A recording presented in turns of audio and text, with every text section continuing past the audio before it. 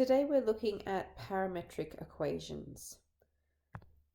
It is often useful in maths to express two related variables, and the variables that we normally use are x and y, in terms of a third variable, which we could use things like t or theta, to represent our equations.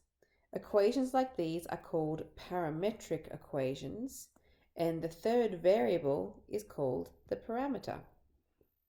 For example, recall that the functions cos and sine can be defined as the x and y coordinates respectively of a point on the unit circle.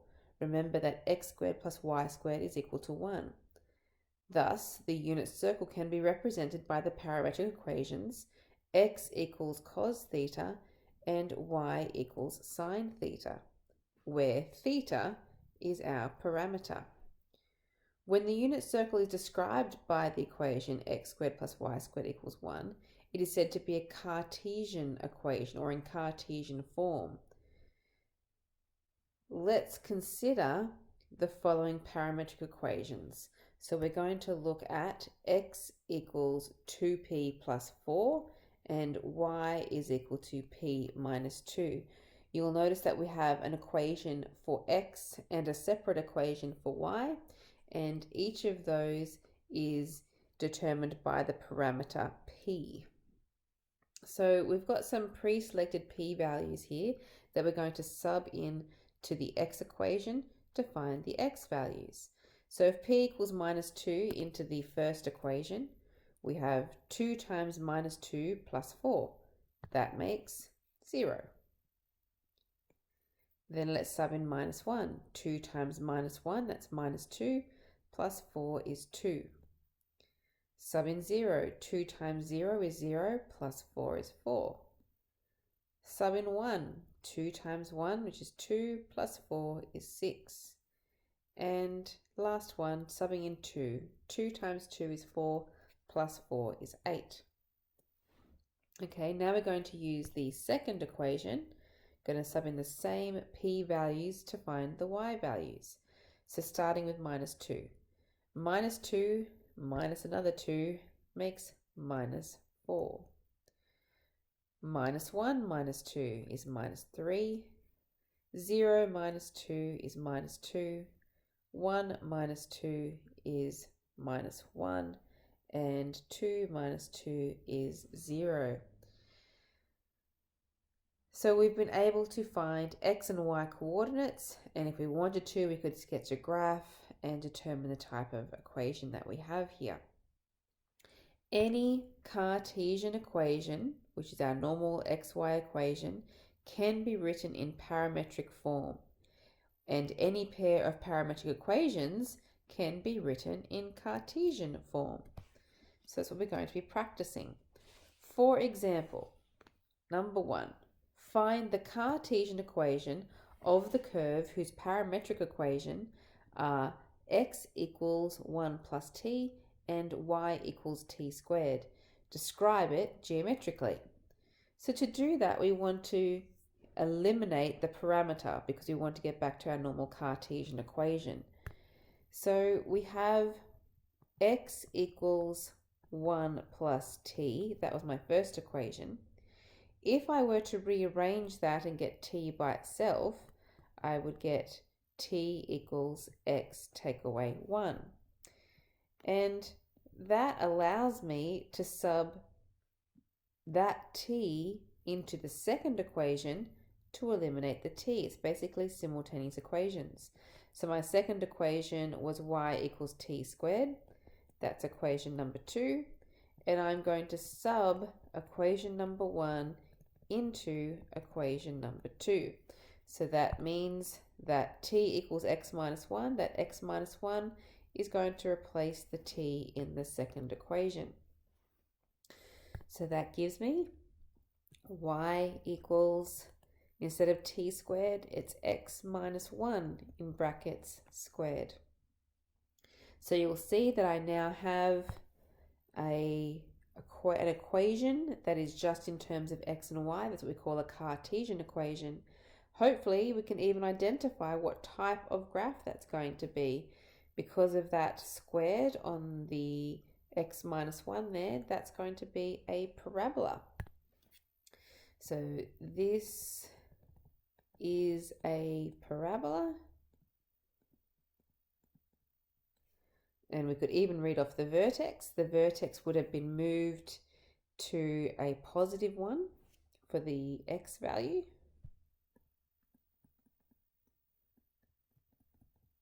So moved one space to the right so that the vertex is at 1, 0.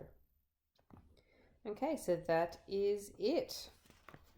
Question 2 on the next page. Find the Cartesian equation of the curve whose parametric equations are given by x equals 2 sine theta and y equals 2 cos theta. Describe the curve in words and sketch the graph.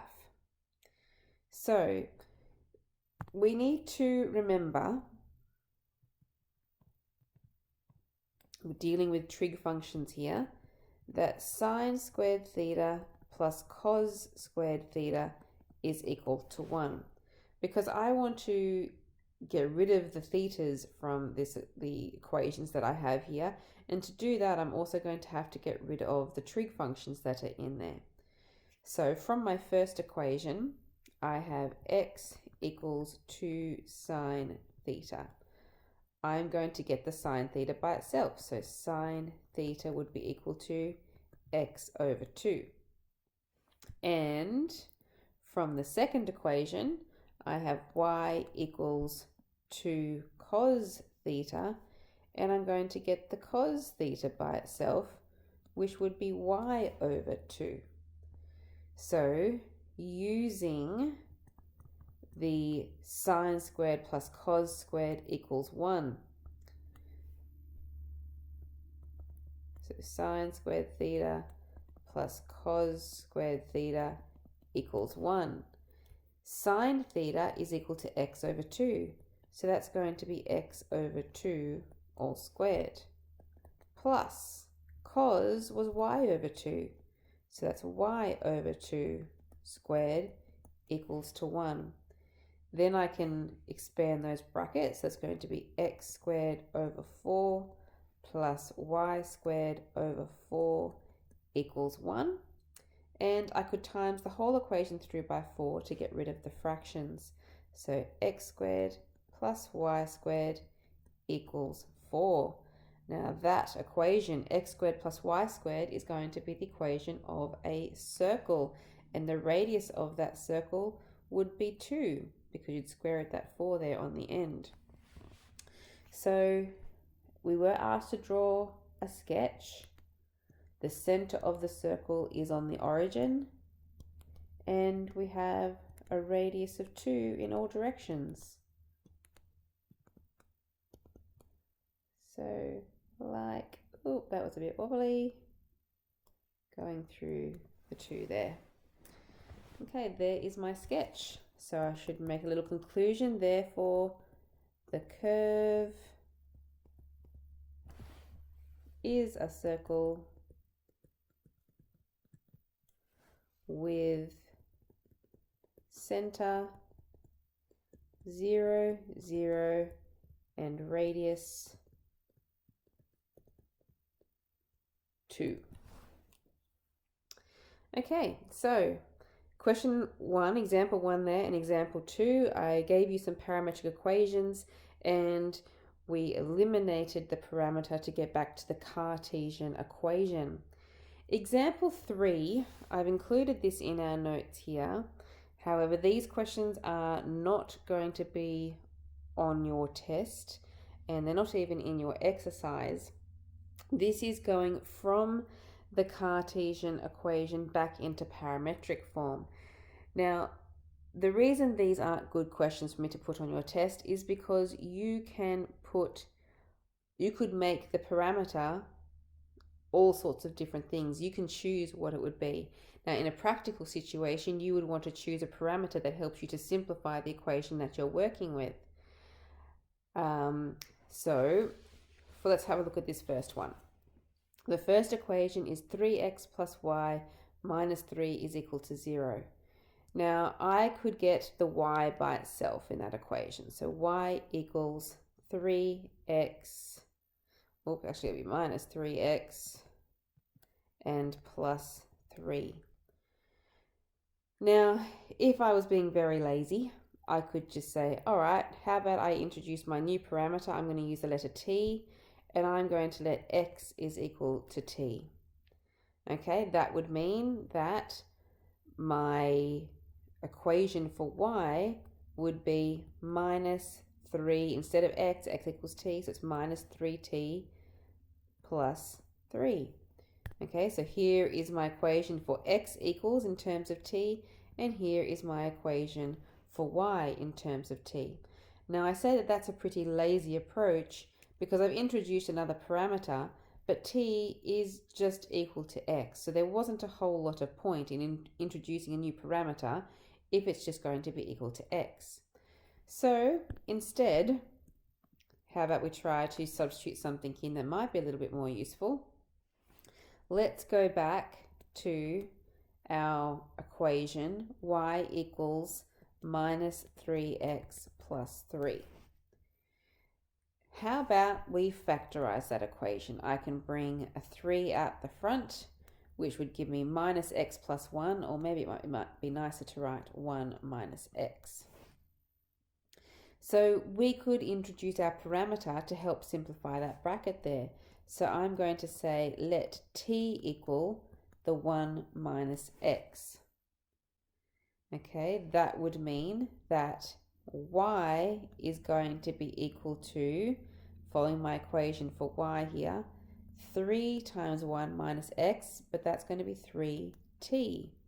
Okay, so there's an equation for y equals, and I had an equation for t in terms of x, but we'd probably like to get the x by itself. So I would add the x across the other side with the t. So this is working from the second last line here. T plus x equals 1, or x is equal to 1 minus t. Okay, so you can see why these aren't great test questions, because there's so many different options that you could go with. Let's look at part B. I have x squared equals 4 bracket y take away 3. So how about we divide both sides of that equation by the 4. So I have x squared over 4 equals y take away 3. Now the x squared over 4, that would be the same as x over 2 squared. Okay, is equal to y take away 3. I don't really need those brackets there anymore. And let's introduce our parameter here. Let's simplify this equation by letting t equal the x over 2 at the start of that equation. That means instead of x over 2 all squared, I would have t squared equals y take away 3. Getting the y by itself, that would be t squared plus 3. There's my equation for y in terms of t. To get x in terms of t, I need to rearrange this equation here by timesing the 2 across the other side. So it would be x equals 2t for the second parametric equation. Of course, there are other things that you could substitute in. That's just one possibility. Part C. X minus 1 squared plus y plus 2 squared is equal to 9. So need to be very careful with this one because we have both x's and y squareds in that equation. So we could have a look at that and we could think, well, because they're both squared, that kind of reminds me of something like sine squared plus cos squared is equal to 1. So this is similar to the form sine squared theta plus cos squared theta equals 1, because both my x and y are squared in that equation. So what I'm going to do is I'm going to divide that whole equation through by 9 so that I can get a 1 on the right hand side of that equation. So that would give me x take away 1 all squared divided by 9 plus y plus 2 squared all over 9 is equal to 1. So this is my 1. This part here could be my sine squared, and this part here could be my cos squared. So that's what I'm going to sub in. I'm going to say let the x minus 1 over 3, because I'm square rooting that whole thing, would be equal to the sine theta.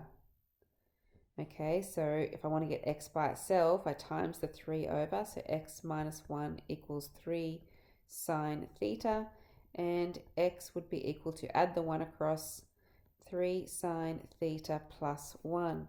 There's my first parametric equation. Then I take the second fraction from this equation up here, and that's going to be my y squared.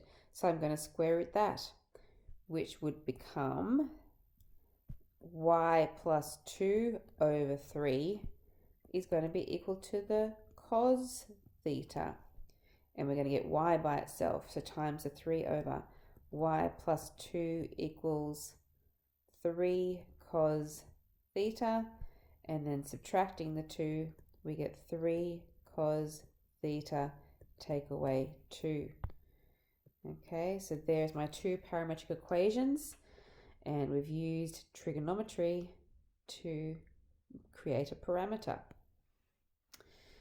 So parametric equations of a parabola, it's a very common way of using a parameter. The parabola is in the form x squared equals 4ay. It can be represented by the parametric equations x equals 2at and y equals at squared. So this can be verified by eliminating the parameters. This is going back to example 1 and 2, where we want to eliminate the parameter, which is the t in that equation. The a is just a constant.